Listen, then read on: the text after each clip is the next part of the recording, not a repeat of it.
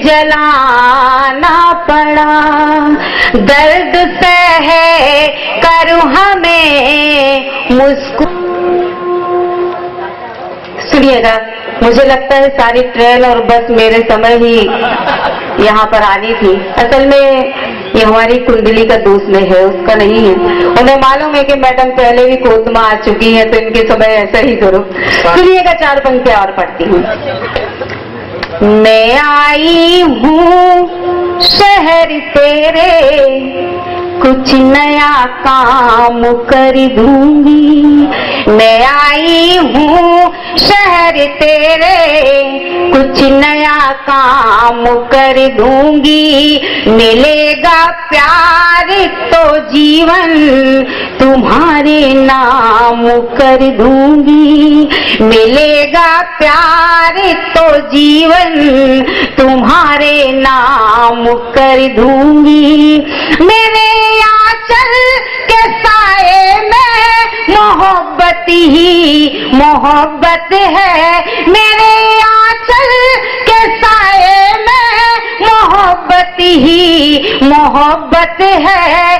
तो पहली धूप कर दूंगी, सुनहरी शाम कर दूंगी। तो पहली धूप कर दूंगी, सुनहरी शाम कर दूंगी। और 4 पंक्तियां और पढ़ती हूँ, क्योंकि आज मुझे यहाँ अपहरण करके लाया गया है और जिसको अंजाम दिया है राजेश जी ने। मुझे सुबह तक खुद भी नहीं मालूम था कि मुझे कोतमा आना है। 4 पंक्तियां पढ़ती हूँ, सुनिएगा, उनके प्यार और मोहब्बत पर निछावर करती हूँ, सुनिएगा। स्वागत। राजेश तो गया, आज इसका घर टूटेगा। ऐसे राजेश जी से तो मैं निपट लूंगी। मुझे समझ में नहीं आ रहा है कि संचालक जी को क्या हो रहा है। और इससे मैं यही कहूंगी कि जो भंवर के नहीं हुए वो छोड़ के क्या होंगे। जो भंवर के नहीं हुए वो छोड़ के क्या होंगे। जो सांझ के नहीं हुए वो भोर के क्या होंगे।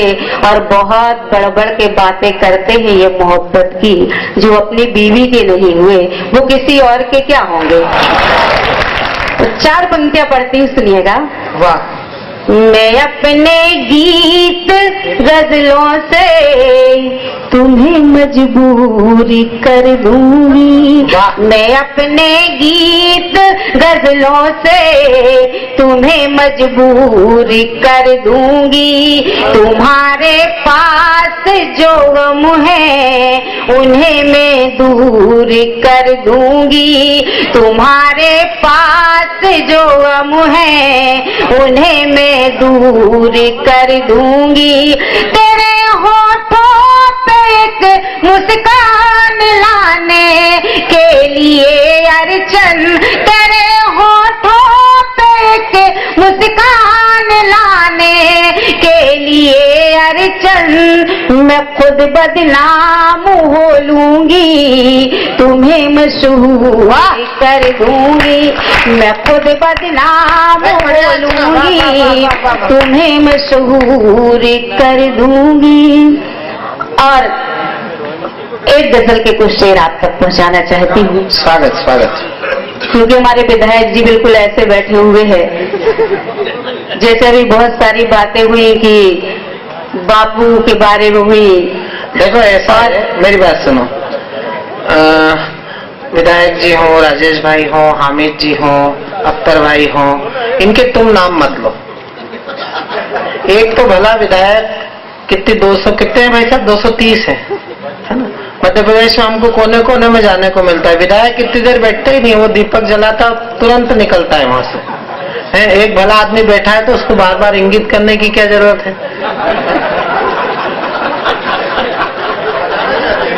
वो तो इस चक्कर में बैठे हैं कि माना कि मेरे सामने खाली गिलास है, इतनी तो तसल्ली है कि सुराही के पास है।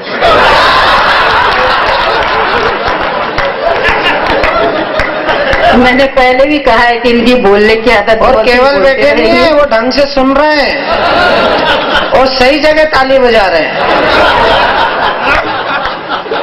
अच्छा, मुझे नहीं मालूम कि इनको क्या हो रहा है। सही जगह ताली बजा रहे विधायक जी और बोलना इनका शुरू है। मैं यही कहूंगी कि इन्हें न कुछ आता है न जाता है। इन्हें न कुछ आता है न जाता है, पागलों से इनका पुराना नाता है, और इनको शायद मेरे कद का अंदाजा नहीं है, बंदर होकर के शेरनी से आंख लड़ाता है। मैं चाहती भी नहीं हूँ इनसे उलझने वगैरह, बोलते रहेगी बीच बीच में, इनको तो हमारी नस्ल तक पता है, बताओ।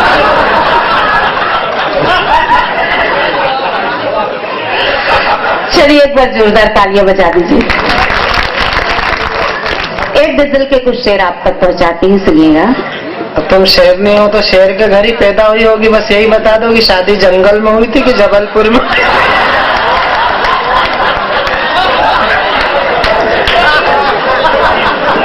सुनिए, मुझे मालूम है यहाँ के लोग बहुत अच्छे से सुनते हैं, ये सारी बातें चलती रहेंगी। सुनिएगा, एक गजल के कुछ शेर करती हूँ। स्वागत।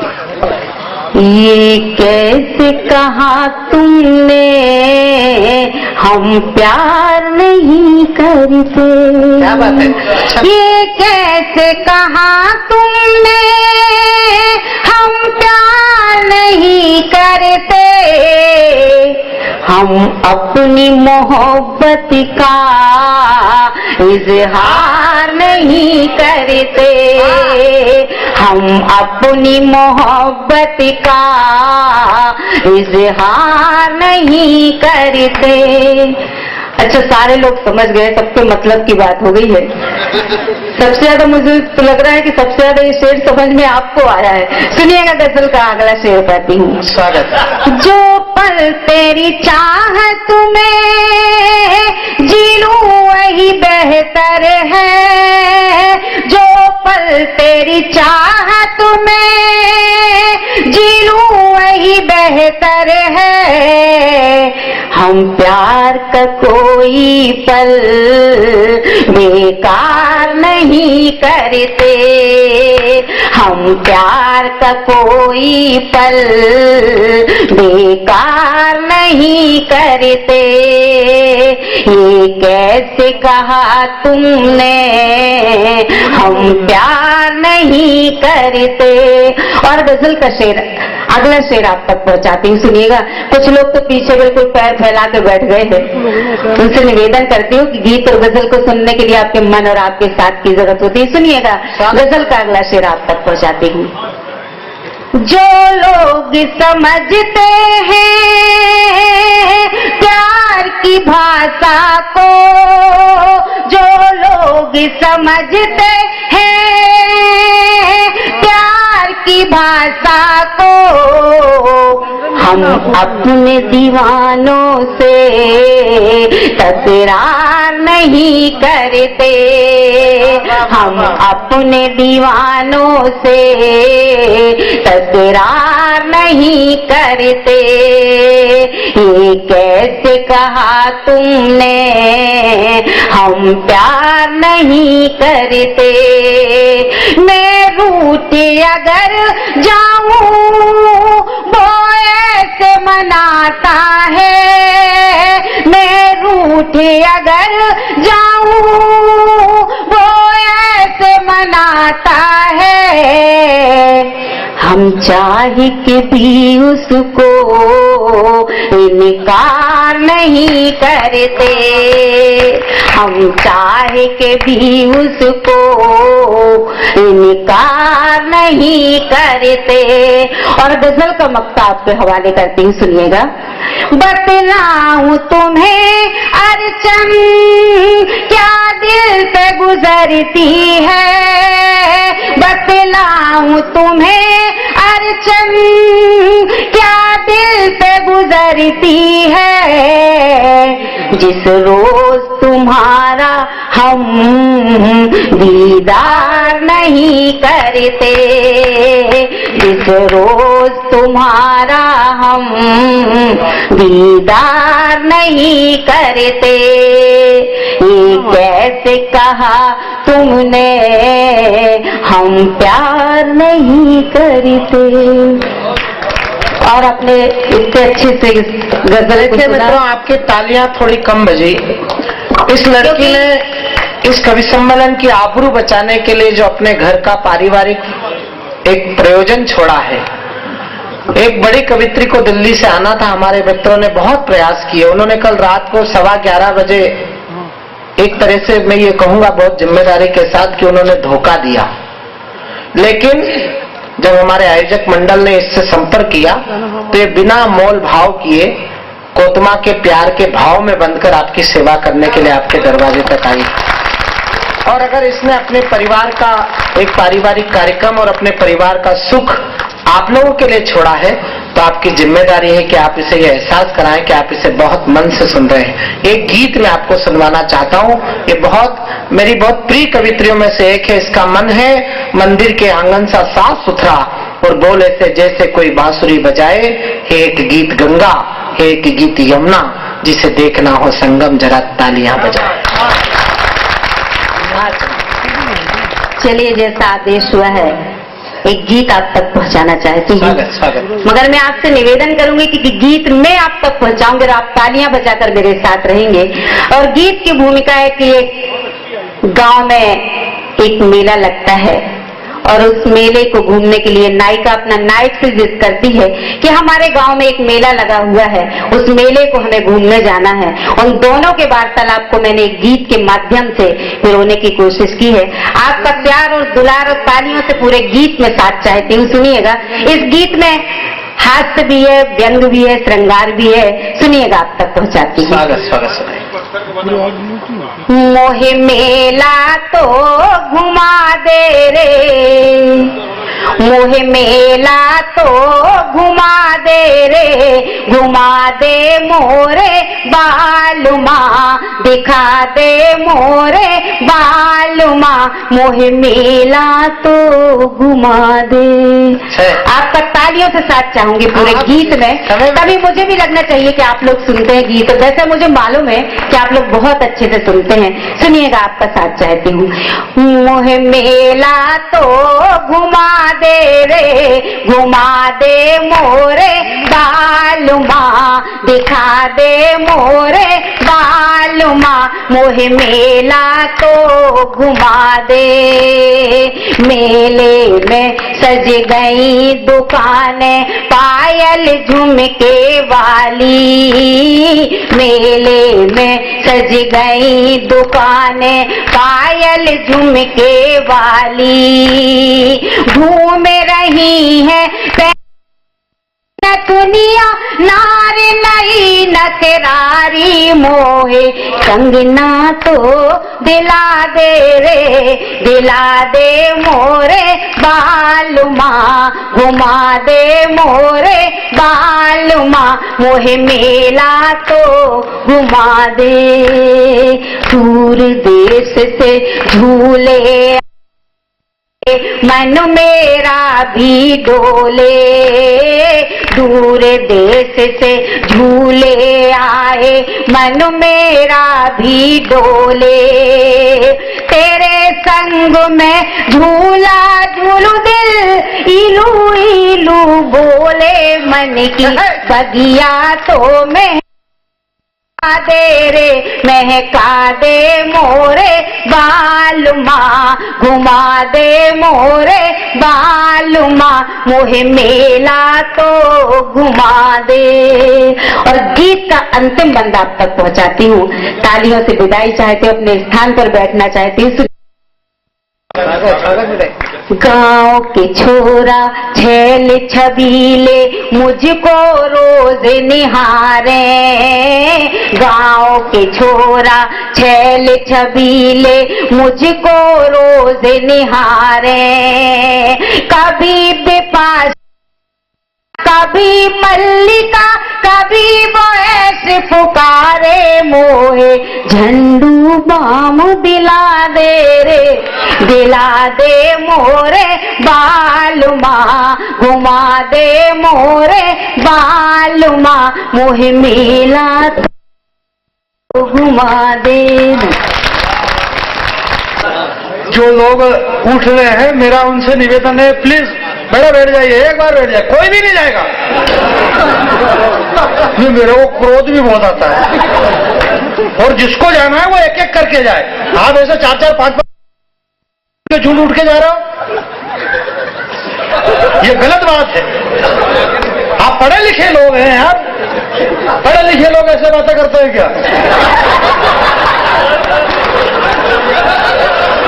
और करे ही जा रहे हैं और जा भी नहीं रहे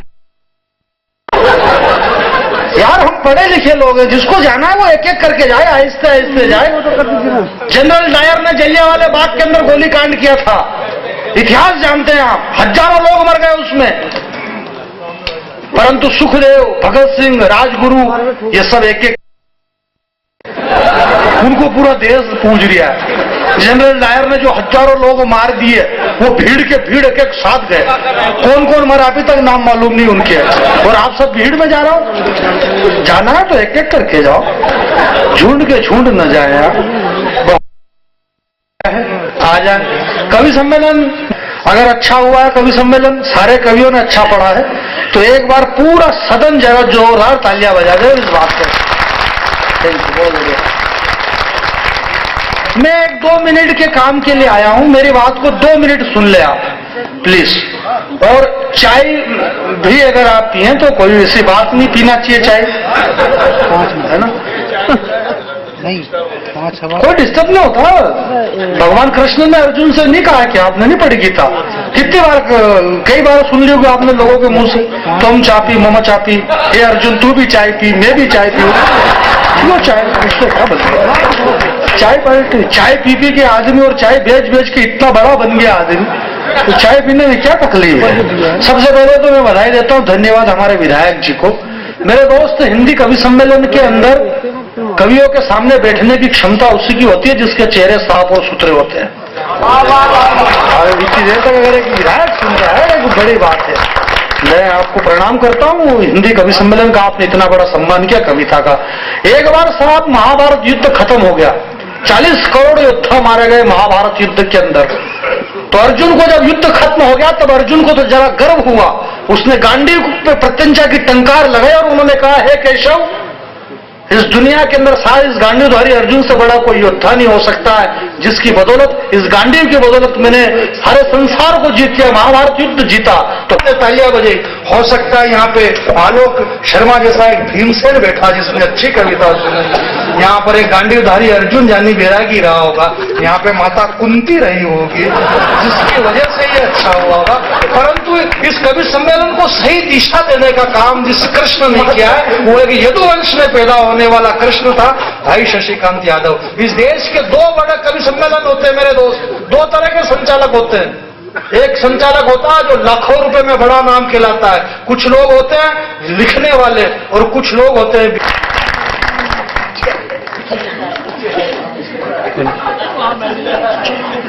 तो है चाय पी, ममा चाय, फिर आके मैं भी पीता हूँ।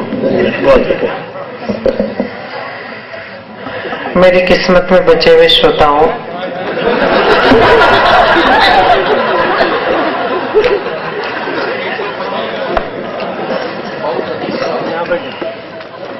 आप कितने सारे हुआ करते थे।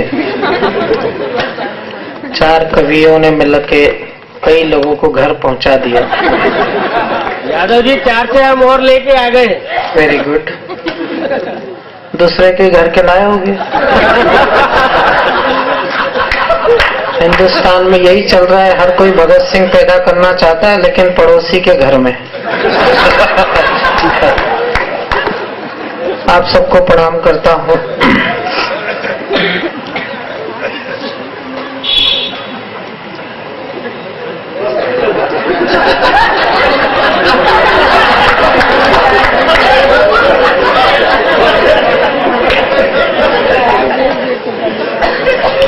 कारगिल युद्ध से बड़ा काम कर रहा है ये। वो एक उधर लगा है, चाय वाला स्टोव जलाता है, या तो स्टोव की आवाज आती है फिर खुद की आवाज आती है उसकी, लेकिन आती जरूर है। 2-3 बार जन साहब गए लेकिन बंद नहीं करा पाए। मुझको लगता है टीआई साहब का आदमी है ये चाय वाला।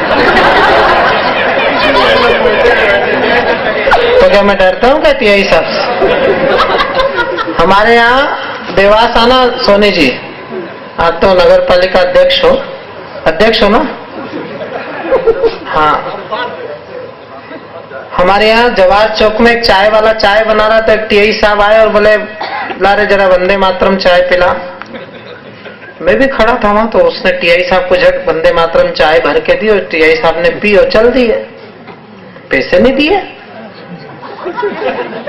तो मैंने क्या यार, ये कौन सी चाय है जो बिना पैसे में मिलती है? तो हमसे तो 8 रुपए लेता है कट के। तो मैंने बोला मेरे को भी वंदे मातरम पीना। तो बोले नहीं, ये आपको नहीं पिला सकता, ये तो पुलिस वालों के लिए है। मैंने कहा यार ये कौन सी व्यवस्था है, हम तो पैसे दे के पीते। बोला नहीं, ये वंदे मातरम चाय आपको तो बना के दूंगा। तो मैंने बोला अच्छा तू ये बता दे कि वंदे मातरम बनाता कैसे? तो बोले कुछ नहीं भाई साहब, मेरी दुकान पे तो साती जाति और चारों धर्म के लोग आते हैं, हिंदू मुसलमान सिख ईसाई वैश्य हरिजन ब्राह्मण क्षत्रिय, जो भी आता है चाय पीने, उसके चाय के कप में से जो बचती है